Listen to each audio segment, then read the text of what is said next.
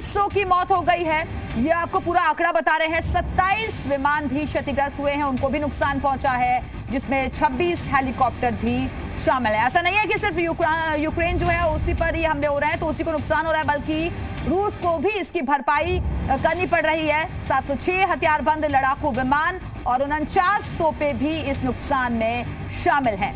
आपको बता दें कि अब बातचीत की संभावना की तरफ हर कोई देख रहा है कि क्या इसके जरिए कोई बीच का रास्ता निकल सकता है या फिर नहीं। 4 ग्रेड, यहाँ पर 30 वाहन इसमें शामिल है। रूस को नुकसान कितना हुआ है वो आपको हम ग्राफिक्स के जरिए बता रहे हैं, जिसमें 60 टैंकर भी शामिल हैं और 2 ड्रोन भी इसमें नुकसान उनको पहुंचा है, 2 नावें भी इसमें शामिल हैं। ये आपको हम पूरी जानकारी दे रहे हैं क्योंकि लगातार हमले रूसी सेना की तरफ से किए जा रहे हैं। और चलिए अब सीधे रुख करेंगे, कई छात्र ऐसे हैं जो कि यूक्रेन से ही सीधे हमारे साथ जुड़ रहे हैं। दिव्यांशी इस वक्त हमारे साथ जुड़ चुकी हैं। दिव्यांशी, इस वक्त आप यूक्रेन के किस शहर में मौजूद हैं? वहां पर क्या सिचुएशन आप देख पा रही हैं, क्या कंडीशंस है फिलहाल? जी, मैं खार्किव में हूँ अभी। खार्किव में सिचुएशन बहुत खराब है, बहुत ज्यादा बॉम्बिंग है, बहुत ज्यादा एयर फायरिंग है, बहुत ज्यादा लोग बाग टेंस्ड हैं, स्ट्रेस्ड हैं और बहुत ही ज्यादा क्रिटिकल सिचुएशन है। यहाँ पे फूड सोर्सेज खत्म है, हर चीज की बहुत ज्यादा परेशानी है।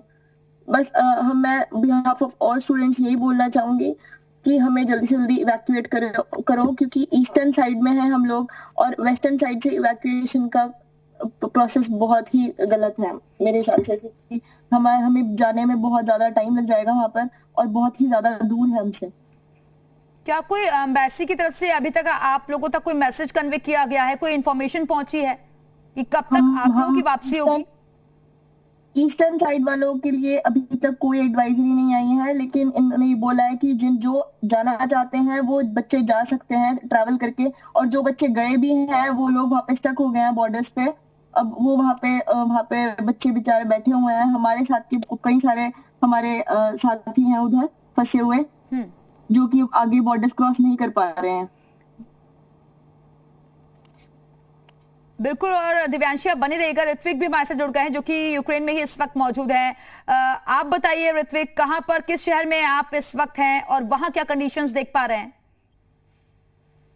मैं खार्किव में हूँ, जो कि रशिया बॉर्डर से मात्र 45 किलोमीटर की दूरी पे। पहले मैं यहाँ पे मेट्रो स्टेशन में था, सिचुएशन बंद होने के बाद आज मैं आपको दिखाता हूँ। ये मेट्रो स्टेशन पूरी तरह से सीज कर दिया गया है। ना हम यहाँ का भी मेट्रो का आने जाने का रास्ता हुआ करता था, जो कि ये पूरी तरह से आज सीज कर दिया, क्योंकि यहाँ आज सुबह से हैवी बम्बार्डिंग वगैरह हो रही है, एयर स्ट्राइक वगैरह हो रही है।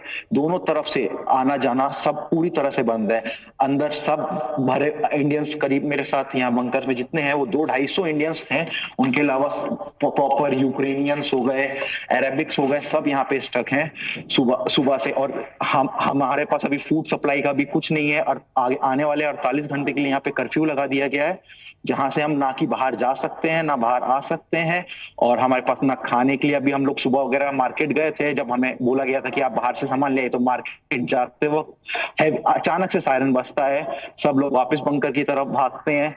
और नेक्स्ट 48 आवर्स के लिए मैं एडवाइजरी जारी की है कि आप यहीं रहिए, कहीं बाहर मत निकलिए। और अभी 5 बजे के बाद हमारा रेड अलर्ट है, जहां पे बोला गया है कि इस वक्त रशिया की तरफ से हैवी बम्बार्डिंग वगैरह होगी, तो जो भी है जहां भी हो वहीं रहे। और हमारा इवैक्यूएशन का जो भी क्राइटेरिया था वो सब वेस्टर्न यूक्रेन की तरफ से शुरू हो रहा है, जहां पे इतनी दिक्कत हुई ही नहीं है। जो हमारा मात्र रशिया से 45 किलोमीटर की दूरी पे हम खार्किव में है, जहां पे सबसे ज्यादा दिक्कत है, वहां से ईस्टर्न यूक्रेन से कोई हमारा इवैक्यूएशन का कुछ नहीं है। हमें बोला गया रोमानिया, हंगरी, पोलैंड से निकलिए, जो कि यहाँ से केवल यहाँ से 1400, 1600, 1800 किलोमीटर दूर है। वहां जाने में लगभग 24 घंटे लगते हैं। वो तो मुमकिन ही नहीं है जो हमें एम्बेसी की तरफ से बोला गया। और एम्बेसी की तरफ से आज भी नोटिस आया है कि एम्बेसी के पास हैवी कॉल्स आ रही हैं, तो हम सब कॉल का रिप्लाई नहीं दे सकते हैं। और ना ही बस आप ईमेल से बात करें, तो ना हमारी एम्बेसी से बात हो रही है, बस ईमेल कन्वर्सेशन हो रही है। एम्बेसी आपसे कैसे संपर्क में है? क्या फेसबुक पेज एक जो बनाया गया है उसके थ्रू, ट्विटर के थ्रू आप लोग कैसे संपर्क साध रहे हैं? मैम तो उनकी तरफ केवल हम ईमेल कर सकते हैं और कुछ नहीं। ठीक है, एक बार हम चाहेंगे कि पूरा आप हमें अंदर का विजुअल्स दिखाइए, और क्या कोई मेडिकल ट्रीटमेंट के लिए भी फैसिलिटीज वहां पर अवेलेबल है, क्योंकि सफोकेशन की स्थिति भी वहां पर आ सकती है। हर तरफ से जब बेसमेंट में आप मौजूद हैं और सब तरफ से डोर अगर बंद रहेंगे तो ये सिचुएशन भी आ सकती है वहां। मैम मेडिकल के लिए अभी तक तो कोई उपलब्ध नहीं है। जैसे मेट्रो स्टेशन पे अपना खुद का थोड़ा बहुत मेडिकल फैसिलिटीज होती है वो इनके पास होगी, उसके अलावा ना यहाँ पे आसपास कोई एम्बुलेंस है, ना कोई मेडिकल प्रोफेशनलिस्ट है, कुछ नहीं है यहाँ पे। अगर मैम एम्बेसी हमारी सच में मदद करना चाहती है तो यहाँ से मात्र बेलग्रोद इंटरनेशनल एयरपोर्ट है जो यहाँ से 100 किलोमीटर दूर है रशिया में। अगर एम्बेसी चाहे तो यूक्रेनियन डिप्लोमेट्स और रशियन डिप्लोमेट से बात करके हमें वे प्रोवाइड करे, हम लोग यहाँ पे खुद बस अरेंज कर लेंगे, वो भी हम अरेंज करने को तैयार है, बस हमें वे प्रोवाइड कर दिया जाए, वही एक जरिया है जहाँ से हम निकल सकते हैं। कब से है ऋत्विक?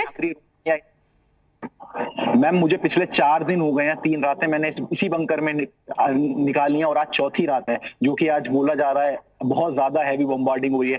सुबह से बम्बार्डिंग हो रही है, बंकर के आसपास के इलाके में बॉम्ब्स वगैरह गिरे हैं जो कि पूरी तरह से डिस्ट्रॉय कर दी गई है बिल्डिंगें, और यहाँ पे रूसी सैनिक का कब्जा हो गया था कुछ जगह पे खार्किव में, जो कि अब तो नहीं है, अब यूक्रेनियन आर्मी ने उनको पीछे भगा दिया है। इसी वजह से हमें बोला गया है कि 5 बजे के आसपास रशियन दोबारा अटैक करेंगे, जिसमें हैवी एयर स्ट्राइक बम्बार्डिंग वगैरह होगी, तो आप कभी घर से बाहर ना निकलें। ठीक है ऋत्विक, आप बने रहिएगा, हमारे साथ लौटेंगे आपके पास, और आदित्य राणा के पास चलते हैं जो कि इस वक्त हमारे साथ जुड़े हुए हैं और यूक्रेन से अभी हाल फिलहाल में ही वापस लौटे हैं।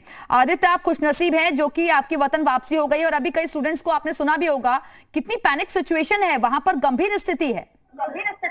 आपने क्या कुछ देखा वहां? जी बिल्कुल, मेरे समय पे सब कुछ नॉर्मल था, इमरजेंसी तो लग गई थी, लेकिन ये था कि इतनी जल्दी इतना सब कुछ हो जाएगा इस चीज का कहीं से कहीं तक भी अंदाजा नहीं था। और मेरे जो यूक्रेनियन फ्रेंड्स थे वो भी मेरे को ये कहते थे कि हाँ ये मामला कई सालों से चल रहा है, उम्मीद नहीं है कि इतनी जल्दी इतना सब कुछ हो जाएगा।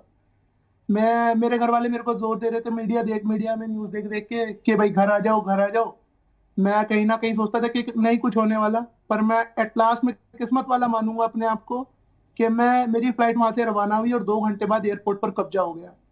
और मैं दिल से दुआ करूंगा कि जितने भी मेरे भाई या बहन वहां पर हैं वो अपना सबके सब सुरक्षित वापस आ जाए। आप भी खार्किव में ही थे क्या? जी नहीं, मैं कीव में था मैम। तो आपके साथ और आपके कितने फ्रेंड्स वापस आए हैं?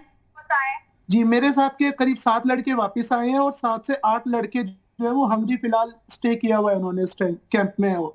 ठीक है, आदित्य आप बने रहिएगा, हमारे साथ लौटेंगे आपके पास, और शुभम के पास चलते हैं, लखनऊ में वो हमारे साथ मौजूद हैं। शुभम, आपके साथ कई पेरेंट्स भी हैं जिनके जो बच्चे हैं वो यूक्रेन में फंसे हुए हैं, जरा उनसे बातचीत करने की कोशिश कीजिए।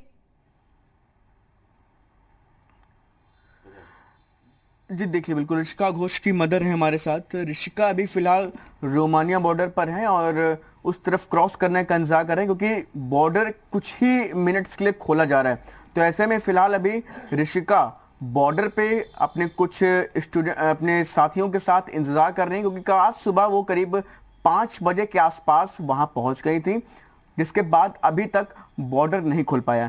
बातचीत करने के लिए हमारे साथ उनकी माँ रूपाली जी हैं। रूपाली जी, सबसे पहली बात यह कि कल जब उनको बॉर्डर पे छोड़ा गया हो, करीब 10 किलोमीटर का डिस्टेंस उन्होंने तय किया होगा, उस दौरान आपकी ऋषिका से बात हुई, क्या परेशानियां रही उसकी और क्या क्या दिक्कतें, और उसके बाद सुबह क्योंकि 5 बजे पहुंच भी गई हैं और अभी भी खुले आसमान के नीचे हैं, क्या कहना चाहेंगे आप, और क्या अभी तक उसने आपसे अपनी बात साझा की?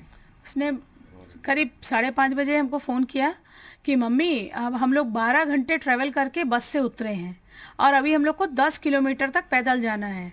फिर उसने बताया कि मतलब हम लोग अब हम यहीं पे बात कर रहे हैं, अब एंड कर रहे हैं, हम लोग बहुत थक चुके हैं, कुछ समझ में नहीं आ रहा है क्या करना है। आगे पूरी भीड़ लगी हुई है, करीबन 2-2.5 हज़ार बच्चे थे। उसके बाद वहाँ जाके देख रही है कि धीरे धीरे चलते करीब 9:30 बजे फिर एक फ़ोन आया कि हम लोग बॉर्डर जहाँ हम लोग यहाँ तक पहुँच चुके हैं, बॉर्डर के एरिया तक, लेकिन उसके आगे उन लोग को जाने नहीं दिया जा रहा है। और अभी रात के करीब 8 बज रहे हैं, अभी तक बच्चे अंदर नहीं जा पाए हैं, खुले आसमान के नीचे हैं। टेम्परेचर बहुत मतलब कम है, ठंडक बहुत ज़्यादा है, मोबाइल में चार्ज नहीं है, खाने के पीने के लिए पानी नहीं है, ये सब बदहाल